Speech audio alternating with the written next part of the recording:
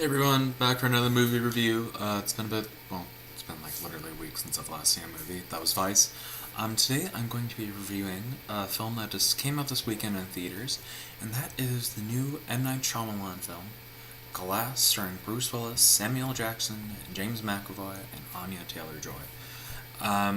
So for those who don't know what Glass is about, it's a sequel to 2017's Split and 1999's Unbreakable. So it's this trilogy of it's called the East Rail 177 trilogy. I think that's what it's called. And basically it sort of combines the world of Unbreakable and Split. For those who have seen Split, there was the post-credit scene of Bruce Willis at the end being David Dunn reprising his character from Unbreakable. I won't spoil Unbreakable, I won't say what it is. Well, it's been out for nearly 20 years at this point. But yeah, so I saw Glass. So the things that this movie, it's the critics were too hard on it, I think. I personally enjoyed it a lot up until the ending. I won't spoil the ending, but it's kind of hard not to talk about the ending, but I'll try my best. I enjoyed this movie. Like, the cinematography was great.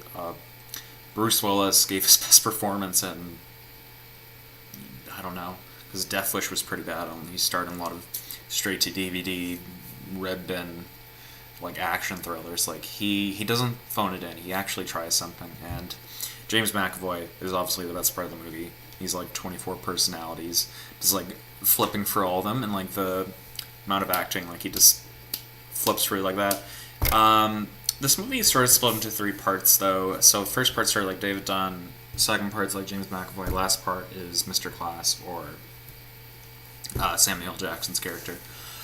Yeah, this movie, it is, from what I've read online and the reaction to it from critics, it's a very polarizing movie. I enjoyed a lot of aspects of the movie. I thought it was a pretty solid movie. I enjoyed it a lot. Up until the ending, I enjoyed it. I felt like the ending dragged on, like, just about 2 minutes too long, I think. I sort of felt how they ended it was the good way to end it, and I sort of felt like what they had done would be better for a post-credit scene. They could probably shorten that and make it a lot more efficient.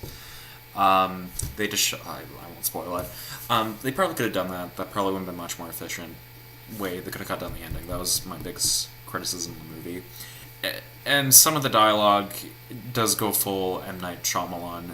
M. Night Shyamalan is sometimes not known for writing the best dialogue in the world, and that shows up here a little bit, particularly in the ending, I find. Like, up until like the last 25% of the movie, the dialogue I can somewhat tolerate. It makes sense.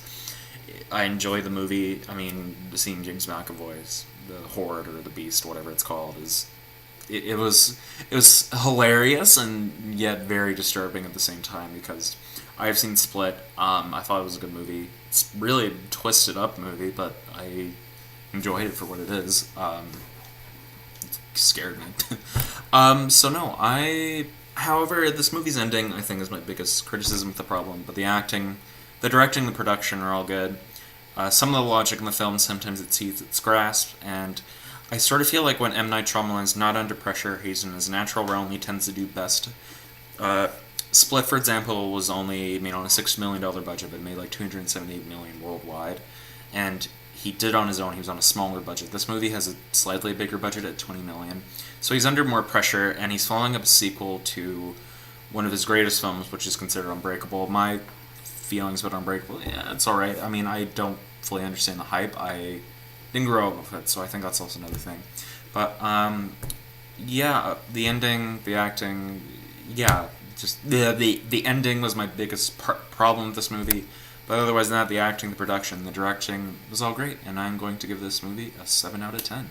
Thank you all for watching, and I hope you have a great day. Bye-bye.